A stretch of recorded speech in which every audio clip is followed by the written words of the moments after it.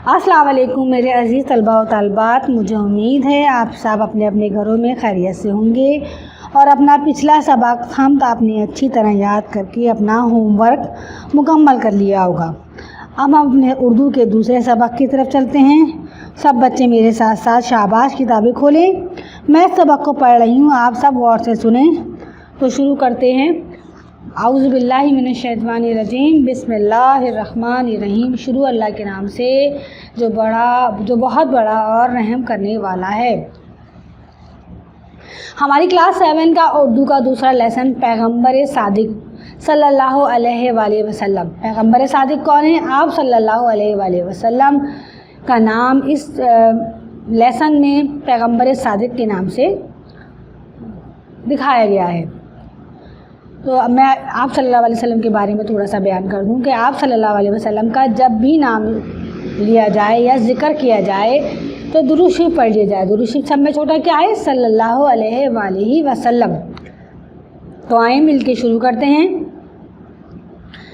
हुज़ूर नबी करीम सल्लल्लाहु अलैहि वसल्लम की नबूवत से कई साल पहले की बात है कि शदीद बारिश के बाइस मक्के में ज़बरदस्त सैलाब आया। खाना काबा की इमारत नशेब में वाक़ थी। नशेब यानी कि यूँ चढ़ के और नीचे की तरफ वाक़ थी। सैलाब की वजह से खाने काबा की दीवारों को शदीद नुकसान पहुँचा। कुरैश मक्का ने खाने काबा की पुरानी दीवारों को गिराकर असर नौ मजबूत दीवार बनाने का फ़ैसला किया। कुरैश के मुख्तलिफ़ कबाइल ने दीवारों को आपस में तकसीम कर लिया। हर कबीले ने दीवारों के लिए पत्थर इकट्ठा करके तामीर शुरू की। जब खाने काबा की दीवारें हजर अस्वद के मुकाम तक पहुंच गईं तो कबाइल में सख्त झगड़ा पैदा हो गया। हजर अस्वद के बारे में आपको मैं पहले बता दूं, हजर अस्वद क्या है? हजर अस्वद जन्नत का एक पत्थर है जो खाने काबा की दीवार में लगा हुआ है। हर कबीले की ख्वाहिश थी कि वो हजर अस्वद को उठाकर दीवार में नस्ब करें। इस कश्मकश में 4 दिन गुजर गए।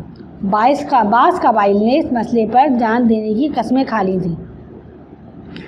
5वें दिन सब कबाइल मस्जिद हराम में दाखिल हुए। मस्जिद हराम यानी कि जहाँ खाने काबा वाक़ है और उस जगह को मस्जिद हराम कहते हैं।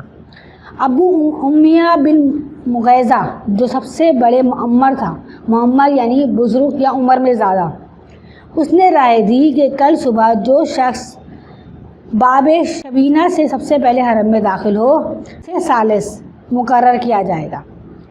सब ने अबू उमिया की राय से इत्तफाक किया। दूसरे रोज़ सबसे पहले बनी शबिया से हरम में दाखिल होने वाले हज़रत मोहम्मद सल्लल्लाहु अलैहि वसल्लम थे। आपको देखते ही सब पुकार उठे, ये अमीन हम राज़ी हैं। इस पैराग्राफ का मतलब ये है कि आप सल्लल्लाहु अलैहि वसल्लम के ज़माने में नबुव्वत से पहले की बात है कि मक्के में शदीद बारिश होने के बाद सैलाब आ गया। अच्छा, मक्का जो है पहले यूँ चढ़ाई है, उसके बाद नीचे की तरफ है। तो जहाँ बारिश होती है वैसे तो पानी वहीं जमा हो जाता है। जब ज़्यादा पानी वहाँ जमा हो जाता है, कोई भी जगह हो, तो वो जगह अपनी जगह छोड़ देती है, यानी कि दीवारें गिरना शुरू हो जाती हैं उसकी। तो मक्का में कुरैश की तादाद बहुत ज़्यादा थी, तो उनके कबाइल ने ये फ़ैसला किया कि हम अब दीवारें तो गिर रही हैं इसकी, तो ऐसा करते हैं हम उसको दोबारा से काबे को बना लेते हैं। तो लोगों ने, कुरैश के कबाइल जो 4-5 थे, उनके जो सरदार थे, उन लोगों ने मशवरा किया चलो उसको गिराकर दोबारा हम दीवारें बनाकर एक नए तरीके से खाने काबा को तामीर कर लेते हैं। तो हर कबीले ने पत्थर अपने जमा किए और खाने काबा की दीवारें बनाना शुरू कर दी। जब हजर अस्वद के मुकाम तक पहुँचे तो कबाइल में सख्त झगड़ा हो गया। अब हर शख्स ये चाहता था कि जन्नत का वो पत्थर जो है मैं अपने हाथों से लगाऊं। जाहिर सी बात है, उस पत्थर की वैल्यू एक अपनी ही जगह, क्योंकि वो जन्नत से आया हुआ पत्थर है। इस कश्मकश में 4 दिन गुजर गए और बात मरने मनाने तक पहुँच गई, यानी कि मैं मार दूँ इसको, ये मर जाए, पहले मैं लगाऊंगा पत्थर, वो कह रहा था मैं लगाऊंगा। तो कबाइल के सबसे जो बुज़ुर्ग आदमी थे उसने ये राय दी कि जो सबसे पहले कल हरम में दाखिल होगा तो हम उससे ही ये पत्थर नस्ब करवा लेंगे। تو سب نے اس بات پہ اتفاق کیا اور سب راضی ہو گئے کہ آپ صلی اللہ علیہ وسلم تو صادق اور امین ہیں، ہم ان کی بات پہ راضی ہو جاتے ہیں، اگر یہی لگائیں گے تو اس سے اچھی اور کیا بات ہے۔ تو وہ سب راضی ہو گئے۔ اس کے بعد قریش نے اپنا سارا معاملہ آپ صلی اللہ علیہ وسلم کے پاس سامنے پیش کیا۔ آپ نے ایک چادر بچھائی اور اس میں حجر اسود رکھ دیا، یعنی کہ ایک چکوٹ سی چادر لے لی اور بیچ میں حجر اسود رکھ دیا، اور چاروں قبیلوں سے کہا، ایک قبیلہ یہاں کھڑا، ایک قبیلے کا سردار یہاں کھڑا کر دیا، ایک قبیلے کا سردار یہاں کھڑا کر دیا، ایک کو یہاں کھڑا کر دیا اور ایک کو یہاں کھڑا کر دیا، اور چادر بچھائی، پھر آپ نے حجر اسود رکھ دیا، پھر فرمایا ہر قبیلہ اپنا اپنا ایک سردار چن لے، پھر تمام قبیلے کو سردار کو ملا کر چادر پکڑوا کر اوپر کہا کہ اوپر اٹھائیں۔ اس طرح وہ چادر اس مقام کے برابر تک پہنچ گئی جہاں حجر اسود کو نصب کرنا تھا۔ تو حضرت اکرم صلی اللہ علیہ وسلم نے حجر اسود کو اپنے مبارک ہاتھوں سے اٹھا کر دیوار میں نصب کر دیا۔ یوں یہ معاملہ اچھے طریقے سے طے پا گیا اور سب خوش ہو گئے، یعنی کہ سب نے چادریں پکڑ لی، آپ صلی اللہ علیہ وسلم نے بیچ سے پکڑ کے وہ حصہ حجر اسود دیوار میں نصب کر دیا۔ اس واقعے سے پتہ چلتا ہے کہ نبوت سے پہلے بھی آپ حضور اکرم صلی اللہ علیہ وسلم صادق کے نام سے مشہور تھے، سب لوگ آپ کو سچا مانتے تھے۔ حضور نبی کریم صلی اللہ علیہ وسلم کو اللہ تعالیٰ نے جب نبوت عطا کی تو آپ صلی اللہ علیہ وسلم نے سب سے پہلے زیادہ اخلاق پر زور دیا۔ اخلاق میں آپ نے جس چیز کو سب سے زیادہ اہمیت دی وہ صداقت اور ایمانداری تھی۔ آپ صلی اللہ علیہ وسلم نے صداقت اور دیانتداری کو دین کا حصہ قرار دیا۔ آپ صلی اللہ علیہ وسلم نے ارشاد مبارک ہے کہ جس میں امانت نہیں اس کا کوئی ایمان نہیں۔ جس طرح آپ نے صادق اور امانت کو دین و ایمان کا نام دیا، اسی طرح آپ نے جھوٹ اور خیانت کو ایمان کی ضد اور منافقت کی نشانی قرار دیا۔ آپ کا ارشاد ہے منافق کی 3 نشانیاں ہیں، جب وہ بات کرے تو جھوٹ بولے، جب وعدہ کرے تو اس کی خلاف ورزی کرے، اور جب کوئی امانت اس کے پاس رکھوائی جائے تو اس میں خیانت کرے۔ یعنی آپ صلی اللہ علیہ وسلم، اس پیراگراف کا مطلب یہ ہے کہ آپ صلی اللہ علیہ وسلم کو نبوت جب عطا کی گئی تو آپ نے سب سے پہلے اپنے اخلاق پر زیادہ زور دیا، سچائی اور اخلاق اور دیانتداری، اور آپ نے فرمایا جس میں امانت نہیں اس کا کوئی ایمان نہیں۔ اسی طرح آپ نے منافق کی نشانیاں بتا دی کہ جب وہ بات کرے گا تو وہ جھوٹ بولے گا، جب وہ وعدہ کرے گا تو اس کے خلاف ورزی کرے گا، یعنی کہ وعدہ پورا نہیں کرے گا، اور جب کوئی امانت رکھوائی جائے گی تو اس میں خیانت کرے گا، یعنی کہ کوئی اگر 10,000 رکھوا دیتا ہے کسی کے پاس یا 20,000 روپے رکھوا دیتا ہے، وہ سوچتا ہے بندہ کہ کوئی بات نہیں، جب یہ مانگے گا جب میں دے دوں گا، ابھی تو میں اس میں سے خرچ کر لیتا ہوں، لیکن ایسا نہیں کرنا چاہیے، یہ امانت میں ہو جاتی ہے خیانت۔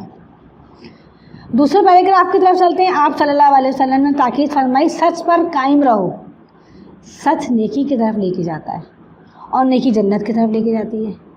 نبی کریم نے سچ کی صرف تعلیم ہی نہیں دی بلکہ خود سچائی کا عملی نمونہ بن کر دکھایا، اس لیے آپ اپنے بیگانے سب آپ کی صداقت کے قائل تھے۔ حضرت عبداللہ بن سلام یہودی کے بہت بڑے عالم تھے، ابھی وہ ایمان نہیں لائے تھے، جب انہوں نے آپ صلی اللہ علیہ وسلم کو دیکھا تو پکار اٹھے، ان کا چہرہ اور درگنوں کا چہرہ نہیں تھا۔ آپ صلی اللہ علیہ وسلم نے فرمایا کہ ہمیشہ سچ بولو، نیکی کے راستے کی طرف چلو۔ آپ صلی اللہ علیہ وسلم نے بولنے کا ہی نہیں کہا، آپ نے خود یہ بات ثابت کر کے دکھائی، اسی لیے لوگ آپ کو صادق اور امین کے نام سے پکارنے لگ گئے تھے۔ عتبہ بن ربیعہ قریش کا ایک بہادر اور مشہور سردار تھا۔ ایک مرتبہ قریش نے اسے نبی کریم صلی اللہ علیہ وسلم سے گفتگو کرنے کے لیے بھیجا۔ اس نے نبی کریم صلی اللہ علیہ وسلم کے سامنے چند اموار پیش کی اور بولا، آپ صلی اللہ علیہ وسلم ان میں سے جو چاہیں اختیار کر لیں اور نئے مذہب کی تبلیغ کو چھوڑ دیں۔ عتبہ کی باتیں سن کر آپ صلی اللہ علیہ وسلم نے سورہ کی سجدہ پڑھنی شروع کی۔ جب آپ صلی اللہ علیہ وسلم اس آیت پر پہنچے، ترجمہ: اگر وہ منہ پھیر دیں تو کہہ دیجئے میں نے تمہیں ایک کڑاکے سے ڈرایا ہے، جیسا کہ عاد و سمود پر آیا تھا۔ تو آپ جب یہ آیت پڑھ رہے تھے تو عتبہ نے آپ صلی اللہ علیہ وسلم کے منہ مبارک پر ہاتھ رکھ کر قسم دے کر کہا، آگے نہ پڑھیں۔ اس کے بعد عتبہ نے واپس جا کر قریش کو بتایا، آپ صلی اللہ علیہ وسلم نے میری باتوں کے جواب میں مجھے قرآن سنایا۔ جب آپ اس آیات پہ پہنچے تو میں ان کے منہ پر ہاتھ رکھ کر قسم دے کر کہا، اس سے آگے نہ بڑھیں۔ تمہیں تو معلوم ہے محمد صلی اللہ علیہ وسلم جو کہتے ہیں وہ جھوٹ نہیں بولتے، اس لیے میں ڈر گیا کہیں تم پر عذاب نہ نازل ہو جائے جس سے انہوں نے ڈرایا تھا۔ نبوت عطا ہونے کے بعد جب حضور اکرم صلی اللہ علیہ وسلم کو اللہ کا پیغام لوگوں تک پہنچانے کا حکم ملا تو آپ نے کوہ صفا پر چڑھ کر قریش مکہ کو پکارا۔ جب سب جمع ہو گئے تو آپ صلی اللہ علیہ وسلم نے ان سے پوچھا، بتاؤ اگر تم میں سے کہوں کہ یہ وادی مکہ سے ایک سواروں کا لشکر تم پر تحیات بتاراج کرنا چاہتا ہے تو کیا تمہیں یقین آ جائے گا؟ وہ بولے ہاں، کیونکہ ہم نے آپ صلی اللہ علیہ وسلم کو سچ بولتے دیکھا ہے۔ یعنی قریش مکہ کو آپ صلی اللہ علیہ وسلم نے جو کہا ان لوگوں نے آپ پر آنکھ بند کر کے یقین کیا اور کہا کہ آپ ہمیں جو بولیں گے ہم اس پہ یقین کریں گے، کیونکہ ہم نے آپ کو کبھی جھوٹ بولتے ہوئے نہیں دیکھا۔ ابو جہل حضور نبی کریم صلی اللہ علیہ وسلم اور مسلمانوں کا سب سے بڑا دشمن تھا۔ ایک مرتبہ اس نے خود نبی کریم صلی اللہ علیہ وسلم سے کہا کہ ہم تم کو جھوٹا نہیں کہتے، لیکن جو کچھ کتاب شریعت میں لائے ہو اس سے ہم انکار کرتے ہیں۔ یعنی کہ اپنی بات کہہ بھی دی اور کہا کہ ہم تمہیں جھوٹا نہیں کہتے، لیکن جو تم کتاب لے کر آئے ہو نا اس پہ ہم یقین نہیں کریں گے۔ حضور اکرم صلی اللہ علیہ وسلم جہاں صداقت کا اعلیٰ پیکر تھے وہاں امانت و دیانت میں بھی آپ کی مثال آپ تھی۔ مکے کے لوگ آپ صلی اللہ علیہ وسلم کی امانت و دیانت کے اس قدر حد تک قائل تھے کہ سخت عداوت کے باوجود اپنی چیزیں آپ کے پاس امانت رکھوا کر چلے جاتے تھے۔ قریش کی زیادتی سے تنگ آ کر مسلمانوں کے بعد جب نبی کریم صلی اللہ علیہ وسلم خود مکہ سے ہجرت کر کے مدینے جانے لگے تو اس وقت بھی آپ کے پاس قریش کی امانتیں موجود تھیں۔ آپ صلی اللہ علیہ وسلم نے روانگی کے وقت وہ امانتیں حضرت علی کے سپرد کیں اور فرمایا یہ امانتیں اصل مالکوں کو واپس کرنے کے بعد مدینے چلے آنا۔ قریش مکہ آپ صلی اللہ علیہ وسلم اور مسلمانوں کے سخت دشمن تھے۔ نبی کریم چاہتے تو ان کافروں کو جو ان کی امانتیں آپ کے پاس تھیں واپس نہ کرتے، لیکن آپ نے ایسا نہیں کیا۔ آپ صلی اللہ علیہ وسلم اللہ کے آخری نبی تھے، آپ تو صادق اور امین تھے۔ آپ کے اخلاق کی گواہی تو خود اللہ پاک نے قرآن میں دی ہے اور اللہ تعالیٰ کا فرمان ہے ترجمہ، اے نبی بے شک آپ اخلاق کے اعلیٰ مرتبے پر فائز ہیں۔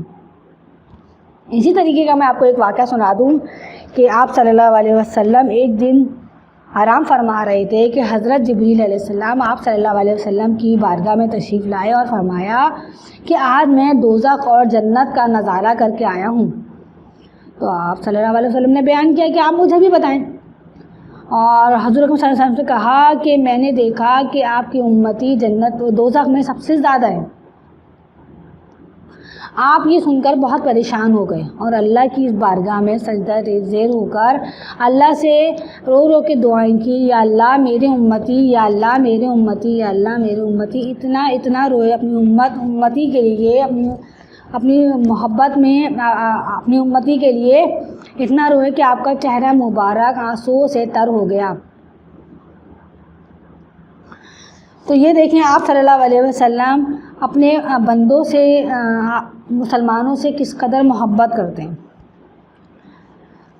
تو ہمیں بھی چاہیے کہ ہم اپنے پیارے نبی کی تعلیمات پر پورا عمل کریں اور آپ کے بتائے ہوئے راستے پر چلیں تاکہ اللہ بھی ہم سے راضی اور خوش ہو جائے۔ اچھا جی پیارے بچوں، کلاس 7 کے اسٹوڈنٹس، آپ لوگوں نے اپنا پچھلا ہوم ورک کمپلیٹ کر لیا ہوگا۔ میں نے ہم کے بارے میں آپ لوگوں کو جو بتایا تھا اس پہ عمل کیا ہوگا۔ آپ لوگ ایک دفعہ کے سننے میں آپ کو یہ لیکچر ہو سکتا ہے نہیں سمجھ میں آئے، 2-3 دفعہ سنیے گا تو آپ کو پھر مزہ آئے گا پڑھنے میں۔ اور اب آپ نے پہلا کام جو کیا ہوگا ہم کا کیا ہوگا، میں پھر دوبارہ آپ کو بتا دیتی ہوں۔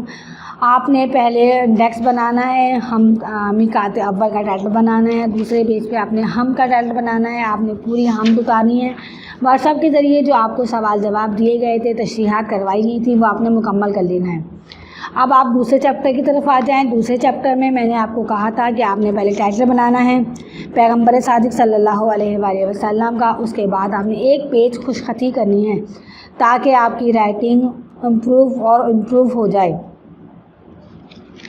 اس کے بعد اب ہم آتے ہیں سوال جواب کی طرف. جن بچوں کا واٹس ایپ نمبر ہمارے پاس نہیں ہے کائنڈلی وہ ہمیں اپنا واٹس ایپ نمبر دے کر چلے جائیں تاکہ آپ کو ہوم ورک دے دیا جائے. سوال جواب میں آپ کو کروا دوں گی کلاس 7 کے اسٹوڈنٹ. اس کے علاوہ اس میں جو الفاظ معنی ہیں وہ آپ نے خود کرنے ہیں. آپ بڑے بچے ہیں, آپ لوگ خود کیجئے.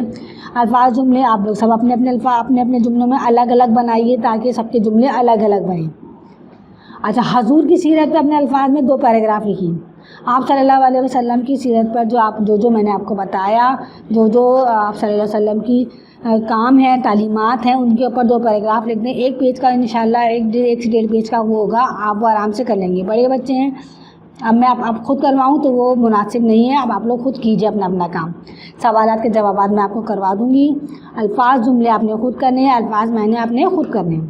ٹھیک ہے, آج تک کے لیے اتنا ہی. مجھے اور اپنے اسکول کو اپنی خاص دعاؤں میں یاد رکھیے گا. اللہ حافظ.